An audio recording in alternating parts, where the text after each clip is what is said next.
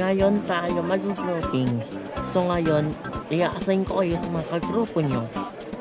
Ito, Group 1, Group 2, Group 3, at Group 4. Today, ipapakilala ko sa inyo mga iba't ibang uri ng mga kagrupo na nakilala ko as a leader.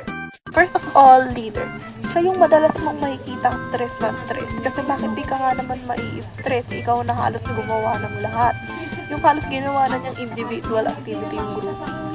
Second is secretary. Wala nang ibang ginawa kundi magsulat. Pero na-appreciate ng lahat ang kapag niyan kahit papuntang heaven na yung handwriting niya. Third is mga hampakilupa. Sila yung mga walang ambag na madalas lang nag-e-ML sa gilid. Pinakayaw ko yan sa lahat kasi sila pa yung magre-reklamo sa huli. Lastly, mga may notes and data. Wala masyadong mga ambag yan pero sila yung maaasahan if di mo natapos yung project at home and gagawin nyo na lang siya sa recess. Have you ever asked yourself? Wow! Kung nagustuhan mo yung video, please like and subscribe tapos click mo yung notification bell para update ka sa mga video namin. Thank you at bye-bye!